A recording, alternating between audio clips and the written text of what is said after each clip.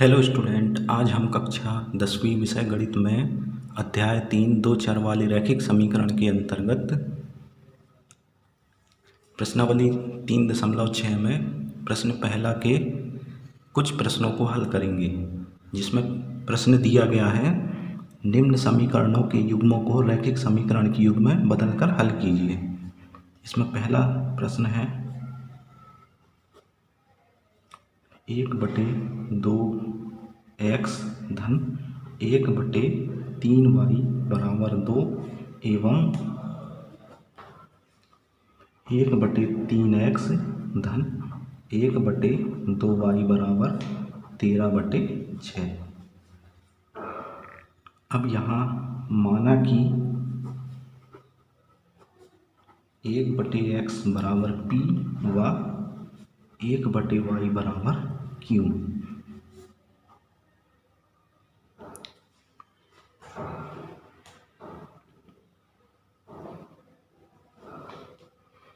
तब इस समीकरण का रूप हो जाएगा p/2 धन q/3 बराबर 2, या इसको हम लिख सकते हैं 3p + 2q = 2, या ये हो जाएगा 3p + 2q = 12। इसको बना लेंगे समीकरण पहला। इसी प्रकार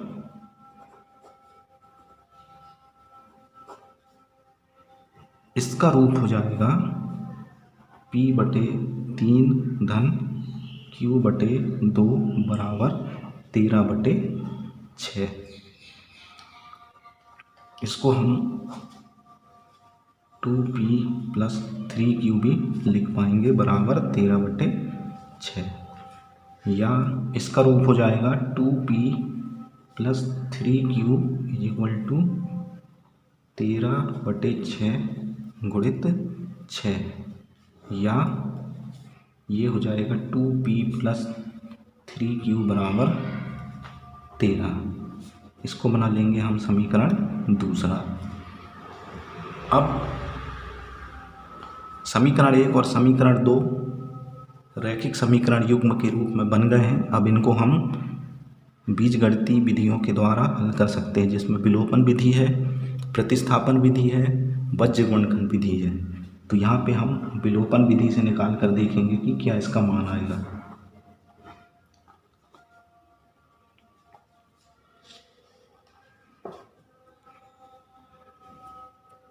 ये हो जाएगा समीकरण 1 और समीकरण 2। इन दोनों को विलोपन विधि से हल करने पर समीकरण 1 में हम 2 का गुणा कर देंगे तो हो जाएगा 6p + 4q बराबर 24, एवं समीकरण 2 में 3 का गुणा कर देंगे तो ये हो जाएगा 6p धन 9q बराबर 39। इनको आपस में घटा देंगे तो ये हो जाएगा -5q बराबर -15, या q बराबर हम लिख सकते हैं -15/-5। माइनस से माइनस कट जाएगा, 5 से 15 3 टाइम्स कट जाएगा तो q बराबर आ जाएगा 3। अब q के इस मान को समीकरण 1 में रख देंगे तो ये हो जाएगा समीकरण 1 से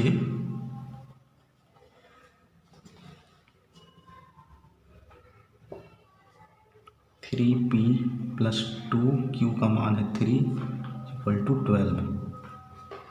ये हो जाएगा 3p धन 3 दूनी 6 बराबर 12, या 3p बराबर 12 ऋण 6 हो जाएगा 6।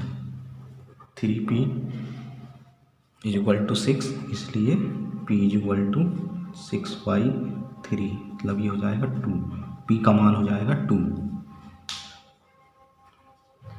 तो इस प्रकार से हम विलोपन विधि के द्वारा इनका p और q का मान ज्ञात करेंगे। स्टूडेंट्स, विलोपन विधि की विस्तृत जानकारी के लिए आप वीडियो में दी गई आई बटन पर क्लिक करके उसके बारे में और अच्छे से इस विधि को समझ सकते हैं। आइए देखते हैं आगे इसको। अब हमने 1/x बराबर p माना था, तो 1/x बराबर p का मान जो प्राप्त हुआ है 2, तो इससे हो जाएगा x बराबर 1/2 एवं 1/y बराबर q माने थे, तो इससे हम 1/y बराबर q की जगह में रख देंगे 3, तो इसलिए y बराबर हो जाएगा 1/3। इसके मान x बराबर 1/2 और y बराबर 1/3 प्राप्त हो जाएंगे। चलिए देखते हैं इसके अगले सवाल में हम कैसे हल करेंगे।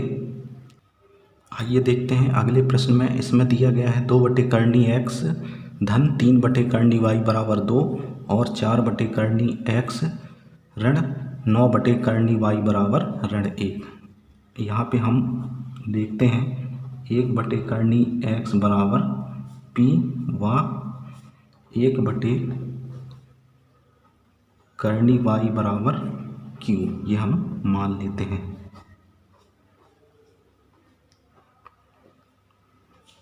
तब पहले समीकरण का रूप हो जाएगा 2p + 3q बराबर 2। इसको समीकरण पहला बना लेंगे एवं 4p ऋण 9q बराबर ऋण 1, इसको समीकरण 2 बना लेंगे। अब इसको हम विलोपन विधि से हल करते हैं।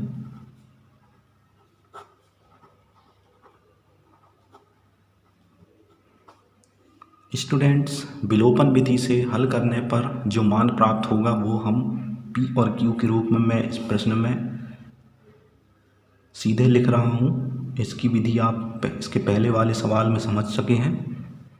तो आइए देखते हैं विलोपन विधि हल करने पर p का मान क्या आएगा और q का मान क्या आएगा। विलोपन विधि से हल करने पर p का मान जो हमें प्राप्त हुआ है वह हुआ है 1/2 और q का मान प्राप्त हुआ है 1/3। अब चूंकि हमने 1/करनी x बराबर माना था p, तो इससे हो जाएगा 1/करनी x बराबर p का मान जो प्राप्त हुआ है 1/2। इसको और आगे हल करेंगे तो ये हो जाएगा, दोनों पक्षों का वर्ग कर देंगे तो ये हो जाएगा और तिर्यक गुणा कर देंगे तो ये हो जाएगा x बराबर 4। इसी प्रकार 1/करनी y बराबर हमने q माना था, तो 1/करनी y बराबर q का मान जो प्राप्त हुआ है वह हमें 1/3, तो ये भी दोनों पक्षों का वर्ग कर देंगे और तिर्यक गुणा करने से y का मान हमें 9 प्राप्त होगा। अतः इस प्रश्न का हल x बराबर 4 व y बराबर 9 होगा।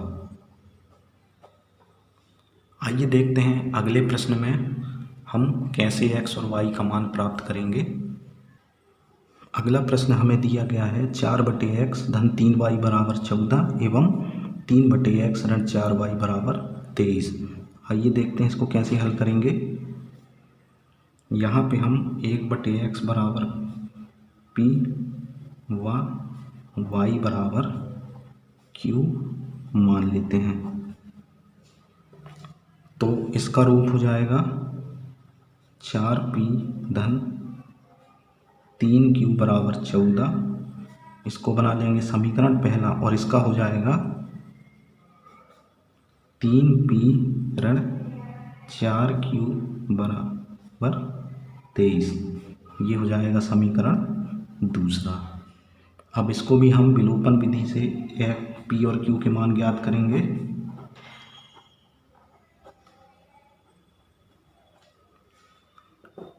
तो यहाँ पे डायरेक्ट मैं पी और क्यू के मान लिख रहा हूँ। आप विलोपन विधि से समीकरण 1 और 2 को हल करेंगे, इसके पश्चात पी और क्यू का मान लिखेंगे। तो देखते हैं पी और क्यू के मान हमें क्या प्राप्त होते हैं। विलोपन विधि से हल करने पर पी का मान हमें 5 और क्यू का मान ऋण 2 प्राप्त हुआ है। अब चूँकि हमने 1/x बराबर पी माना था, तो 1/x बराबर पी का मान यहाँ पे हमें 5 प्राप्त हुआ है। तो इसको हम x बराबर 1/5 लिखेंगे एवं y बराबर q माने थे, तो y बराबर q का मान हमें -2 प्राप्त हुआ है। अतः इस प्रश्न का हल x बराबर 1/5 व y बराबर -2 प्राप्त होता है। आइए देखते हैं अगले प्रश्न में हम कैसे हल करेंगे। चौथा प्रश्न हमें दिया गया है 5/x ऋण 1 धन 1/y ऋण 2 बराबर 2 और 6/x ऋण 1 ऋण 3/y ऋण 2 बराबर 1। तो यहाँ हम 1/x ऋण 1 बराबर p व 1/y ऋण 2 बराबर q ये मान लेते हैं। तब इस समीकरण का रूप हो जाएगा 5p धन q बराबर 2, ये समीकरण पहला, एवं 6p ऋण 3q बराबर 1, इसको समीकरण दूसरा बना लेंगे। अब यहाँ पे भी हम विलोपन विधि का उपयोग करेंगे। विलोपन विधि से यहाँ डायरेक्ट मैं p का मान लिख रहा हूँ और q का मान लिख रहा हूँ, जो कि हल करके ज्ञात करेंगे हम। यहाँ पे विलोपन विधि से हल करने पर p का मान 1/3 व q का मान भी 1/3 प्राप्त हुआ है। अब चूँकि हमने 1/x ऋण 1 बराबर p माना था, तो 1/x ऋण 1 बराबर p का जो मान है मतलब 1/3 ये लिखेंगे और आगे हल करेंगे। तो ये हो जाएगा त्रिया गुणा करने से x ऋण 1 बराबर 3, इसको और आगे हल करेंगे तो हो जाएगा x बराबर 3 धन 1 मतलब 4 एवं 1/y ऋण 2 बराबर हमने q माना था, तो 1/y ऋण 2 बराबर q का मान जो प्राप्त हुआ है 1/3 वो लिखेंगे। यहाँ पे भी त्रिया गुणा करेंगे तो हो जाएगा y ऋण 2 बराबर 3 या y बराबर 3 धन 2 मतलब 5, इसलिए x बराबर 4 व y बराबर 5 इस प्रश्न का हल होगा।